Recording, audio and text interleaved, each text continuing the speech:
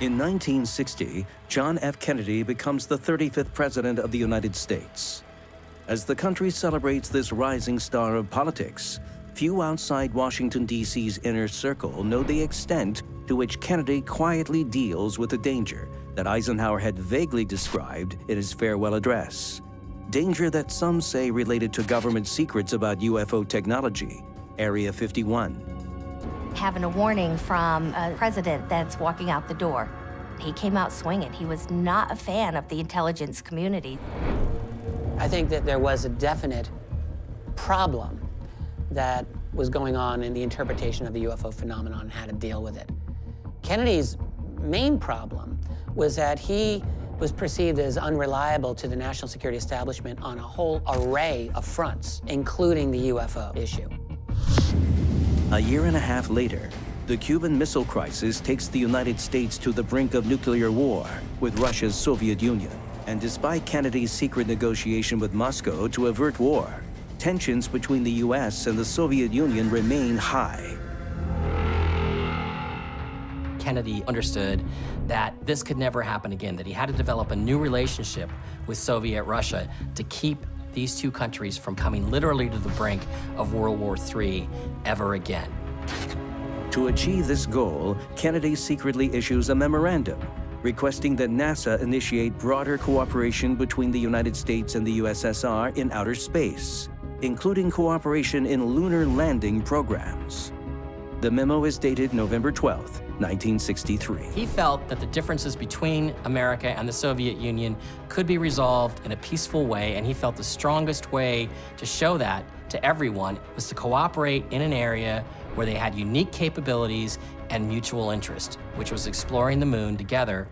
But the fine print in Kennedy's bold initiative also means sharing classified UFO secrets. This idea of collaboration in the space program clearly set off alarm bells with MJ-12 and some parts of the administration. And the concern was, look, we have alien technology here. We don't want to share it with the Soviets. And that was the last straw. That was the thing that the national security state, the CIA, Allen Dulles, MJ-12 absolutely could not tolerate. I mean, my goodness, the idea of sharing UFO data with the Russians, no, I don't think that they were on board with this. And for MJ-12, sharing UFO secrets was a big problem. Their response may have been pulled from a fire. When and where, nobody knows.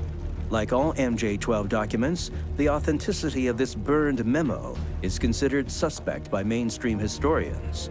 But for UFO researchers, this 9-page document is explosive new evidence never before seen on national television.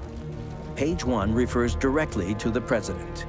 As you must know, Lancer has made some inquiries regarding our activities, which we cannot allow. Each president is given a nickname of sorts, and this is for security reasons.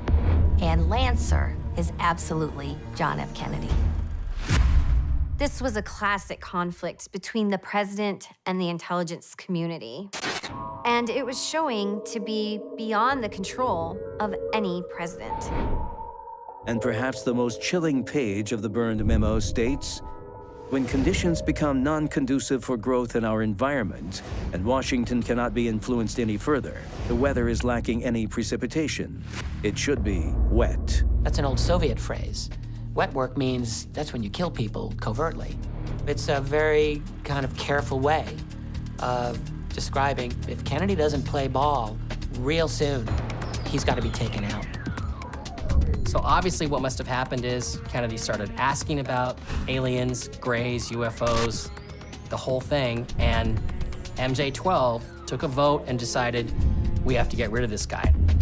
If the burned memo is authentic, as believed by UFO experts, the conflict between JFK and those in possession of UFO secrets within our government were on a collision course.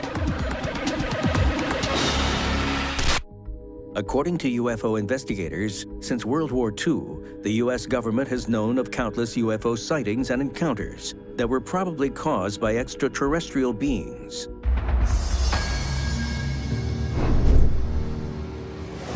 Yet every president has barred disclosure, except for one, John F. Kennedy. Might his desire to divulge secrets related to the UFO phenomenon set the stage for a dire confrontation? Kennedy was pursuing policies that really were at odds with the national security establishment. He was sticking his nose into the UFO subject, and that's the final straw. Can't let that happen. President Kennedy had expressed the view that the US government should be sharing technology. And if there was alien technology in the mix, that would have been on the table too. Some people might have gone to any lengths to prevent it. Though the authenticity of the burned memo is hotly debated, UFO researchers say there are telltale signs that prove it is genuine.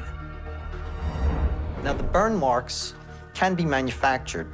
All right, there are ways that you can simulate a fire. But if you look at the patterns on the burn marks on these documents, you can see that they look like they were in a series on a pile that was saved from a fire. Also, an analysis was done that shows that the red ink on these documents was made from a pigment that was prevalent in the 1960s. The other thing is that the paper was the predominant type of paper used by the US government in the 1960s. My conclusion is that these documents are legit. Adding to the mystery, the burned memo is claimed to have been mailed to a UFO investigator in 1999 by an unknown CIA agent, who included a note saying he had worked for James Jesus Angleton, who in 1963 was the chief of CIA counterintelligence. James Angleton was one of the most powerful people in the agency for about 20 years. And he seems to be the one who authored this particular memo. And as head of counterintelligence, you've got to neutralize perceived threats coming at you from any direction. The Soviets, of course, but also, if need be, the president himself. This was a classic conflict between the US president and the deep state. This was a creation that had gone way out of control.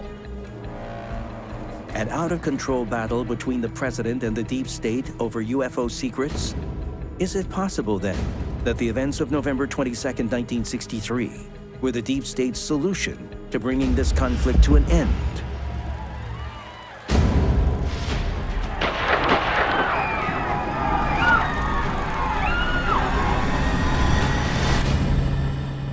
Today, many believe the CIA was involved, if only indirectly, in a conspiracy to kill Kennedy.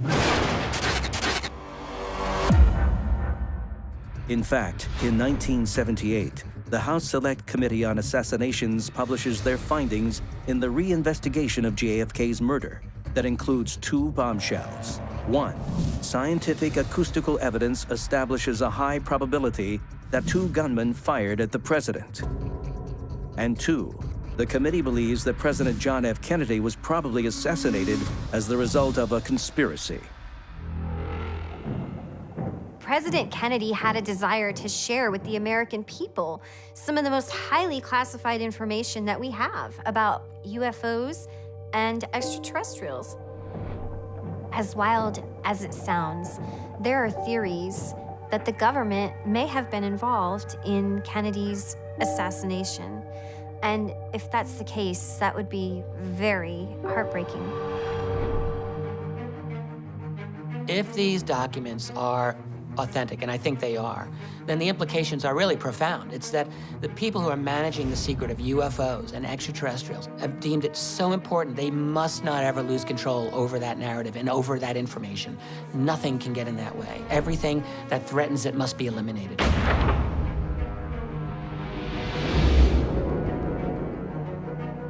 It's as if there are 2 separate histories. There's the official history, and then there's the secret history, what's really been going on, dating from the Second World War, through the Cold War, and to the present day.